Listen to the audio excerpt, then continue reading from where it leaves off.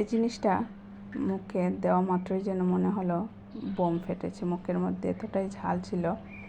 তো এখানে কিন্তু আজকে আমি বানিয়েছিলাম কাঁঠাল বিচি, শুটকি এবং শুকনো মরিচের ভর্তা।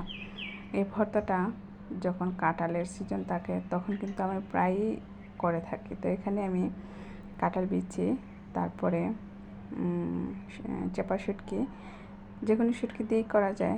আমার কাছে চেপা শুটকি ছিল, ওইটা আমি ভেজে নিয়েছি।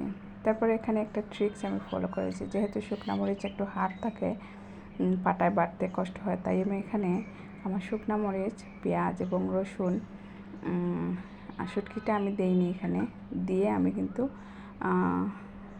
ব্লেন্ড করে নিয়েছি, মানে পুরোটা পিষি নাই, আস্তে আস্তে রয়ে গেছে, ব্লেন্ড করে নিয়েছি। এখন কিন্তু আমি পাটার মধ্যে আমার উপকরণগুলো আমি বেটে নিচ্ছি। এখানে কিন্তু আমি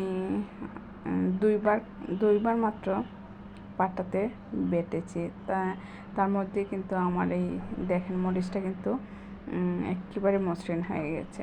তো এই ট্রিক্সটা আপনারাও ফলো করতে পারেন। আমি শুটকিটা কিন্তু পরে পাটার মধ্যেই মিক্স করে বেটে নিয়েছি।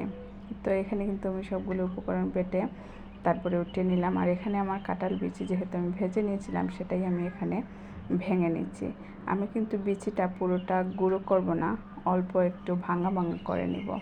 তো কাঁঠালের সিজনে এই কাঁঠালের ভর্তাটা খাবো না, তা কী করে হয় বলেন তো? আপনারা এই কাঁঠালের বিচিটা কে কে খেয়েছেন অবশ্যই আমাকে জানাবেন। এই ভর্তাটা কিন্তু খেতে অনেক মজা, আমার কাছে তো অমৃত লাগে। আমি এই ভর্তাটা দিয়ে অনেক ভাত খেতে পারি।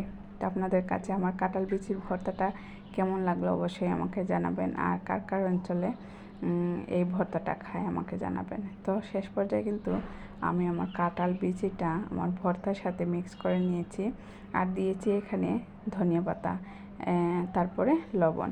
এই ভর্তায় কিন্তু এই বিলেতি ধনিয়া পাতাটা অনেক ভালো লাগে, দারুণ একটা সেন্ট আসে। তো এই তো রেডি হয়ে গিয়েছে আমার কাঁঠাল বিচি এবং চেপা শুটকি শুকনো মরিচের ভর্তাটা। এখন আমি, যেহেতু আমি এটা দুপুরে বানিয়েছিলাম, দেখেন আমি কিন্তু ভাতটা নিয়ে তারপরে ভর্তাও নিয়ে নিয়েছি।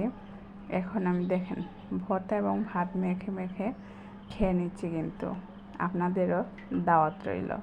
আর ভর্তাটা এত ঝাল হয়েছিল, মুখে দেওয়া মাত্রই কিন্তু মনে হলো যেন আমার মুখে যেন বোম ফুটেছে, এইভাবে ঝাল ছিল।